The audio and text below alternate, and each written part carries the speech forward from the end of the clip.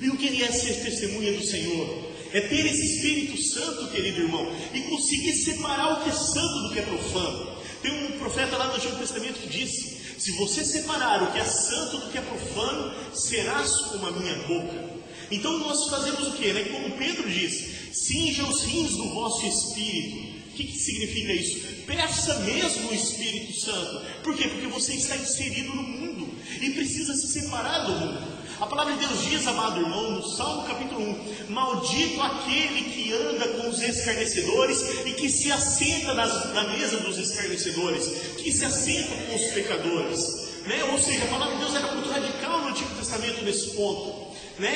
Os israelitas, eles não se juntavam com aqueles que eles consideravam impuros, com os estrangeiros e tal. Eles não se juntavam. Por quê? Porque era um chamado do Senhor a falar assim: olha, existe aquele que está amaldiçoado, existe aquele que está errado, e esse vai para o inferno. Era mais ou menos esse o pensamento. Mas o advento de Jesus Cristo, a salvação que Jesus conquistou para nós entendemos o quê? Que a salvação chega para todo mundo. Então já não existe mais maldade em eu estar sentado e no meio dos pecadores, mas existe um problema sério quando eu me misturo com os pecadores e deixo que o pecado deles entre no meu coração. Por isso que Pedro disse: não vos amaldeis, não tome por molde o mundo vindouro, nesse mundo que está vivendo agora, mas se apartem dele. E é por isso que lá em Levítico estava escrito assim: olha, não façam como os animais que rasteiram pela terra. Porque o homem, querido irmão, sem o Espírito Santo de Deus, sem a presença de Deus, ele não é nada mais do que um animal. Querido irmão, nós somos feitos para sermos santos. Sem a santidade de Deus, nós estamos tristes. Se você tirar um peixe da água, o que acontece? Ele morre. Se você tirar uma estrela do céu, o que acontece? Ela morre. Se você tirar um passarinho, uma águia que voa lá bonita no céu, daquela liberdade toda, ela morre, ela não consegue viver em cativeiro. E se tirar de você, querido irmão, a santidade, a presença do Espírito de Deus, você morre, amado irmão, porque você nasceu para ser santo, você nasceu para ter o Espírito de Deus, você nasceu para orar em línguas, para profetizar, para ser instrumento de cura do Senhor. Você não nasceu para ir lá numa festa e se prostituir, não. Você não nasceu para pegar e se misturar com pessoas que dão golpe em banco, que roubam as pessoas. Não, você nasceu para ser um sinal de que ser cristão ainda está na moda. É verdade, querido irmão. Está na moda ainda, Você nasceu para isso. É isso que Deus quer para você. Aí você fala assim: tá bom, Alex, eu até vou fazer essas escolhas então. Mas como Deus vai operar nisso? Quando o Espírito Santo vem na sua vida, querido irmão, ele derrama em você algumas coisas que te santificam. Os dons te ajudam a se santificar. E a nossa igreja nos ensina que algumas virtudes vêm sobre o nosso coração. E a igreja diz que se você conseguir alcançar uma virtude, uma só, você já consegue alcançar a santidade. O Catecismo da Igreja Católica, no número 1266, diz assim: a Santíssima Trindade dá ao batizado a graça santificante e a graça da justificação, ao qual torna-o capaz de crer em Deus, de esperar nele e de amá-lo por meio das virtudes teologais. Concede-lhe o poder de viver e agir sobre a unção do Espírito Santo e seus dons. Permite-lhe crescer no bem pelas virtudes morais. Assim, todo o organismo da vida sobrenatural do cristão tem sua raiz no santo batismo. Então, querido irmão, o que a nossa igreja nos ensina nessa passagem? Que Deus achou uma maneira de, nesse mundo corrompido, nos tornar santos. Através do nosso batismo, através dos dons do Espírito, através das virtudes, nós podemos alcançar a santidade. Ou seja, não é o mundo que está em guerra conosco, nem nós em guerra com o mundo.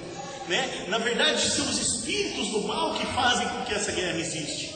Mas o que nós devemos fazer é encarar o mundo, não se misturar com ele, mas também não ser hipócrita como os fariseus, Existe muita hipocrisia, e às vezes até em alguns ramos da própria igreja, de pegar e olhar para algumas pessoas e dizer: olha, esse aí já está condenado, esse aí vai para o inferno, ou esse isso, ou esse aquilo. A igreja é tão santa, queridos irmãos, mas tão santa, que ela fala daqueles que estão no céu. Ela diz assim: olha, Santo Antônio está no céu, São Pedro está no céu, mas a igreja jamais se pronunciou a respeito de ninguém que está no inferno. Jamais. Olha que poder isso. Né? Então o que significa isso? Significa que esse coração nosso também tem que ter essa virtude de olhar para o mundo que está sofrendo, né? Para o mundo que está precisando de santos. Olha o que o Papa João Paulo II disse: o mundo precisa de santos. Né? Ele até falou no Brasil, ele falou assim: olha, tem que aparecer os santos aqui do Brasil, quando ele esteve lá. E esse santo, querido irmão, pode ser você na sua vida, você no seu dia a dia. Você pode fazer as escolhas. Mas vai doer eu deixar de usar uma roupa que não condiz com santidade. Vai doer eu parar de ouvir músicas que não me levam para a santidade. Vai doer eu deixar de ir em lugares que não me levam para a santidade. Vai doer, vai. Mas a palavra de Deus diz que o Espírito Santo vai te dar força, e o Espírito Santo vai te consolar, e você vai poder sim viver essa santidade. Eu quero falar isso da minha vida. Eu aceitei Jesus com 22 anos de idade, e até eu aceitar Jesus, eu vivia uma vida muito promíscua, eu vivia uma vida de muito pecado, eu tinha uma sexualidade completamente desenfreada. Na semana em que eu aceitei Jesus, na quarta-feira daquela semana, eu tinha ido com uma garota para um motel.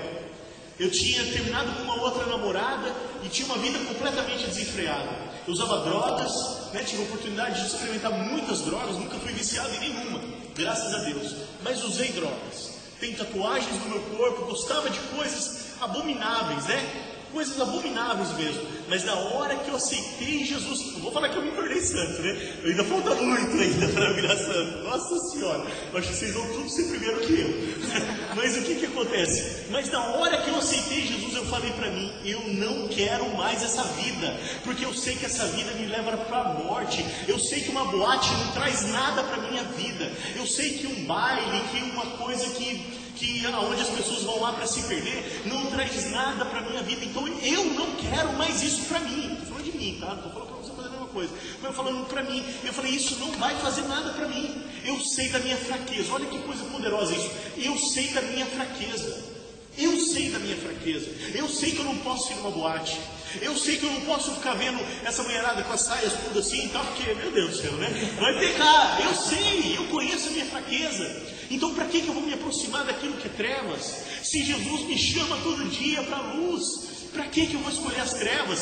Pedro ainda diz em uma outra passagem que aquele que aceitou Jesus e volta para a sua vida velha é como uma porca que volta para o seu lamaçal depois de banhada. É como um cachorro que come o seu vômito quando você volta para a vida velha. Olha que forte isso, querido irmão. Então, se você está aqui na igreja hoje, não perca seu tempo e seja santo. Seja santo, querido irmão. Para de pensar: eu vou numa festa, eu vou nisso, eu vou apelar para aquilo, eu vou roubar fulano, eu vou fazer. Para com isso. Seja santo nos instantes, seja santo nos momentos. Tem um cara, eu sou difícil de indicar pregação. Sou difícil, né? Que eu sou meio enjoado com pregador. Mas para mim é um dos maiores pregadores que tem hoje na igreja católica. Gosto muito dele, o Padre Fábio de Mello. Gosto muito das pregações dele. Acho ele um homem muito inteligente. E tem uma pregação que ele fala sobre santidade. E ele fala sobre os instantes de santidade. Vale a pena você procurar na internet e ouvir essa pregação.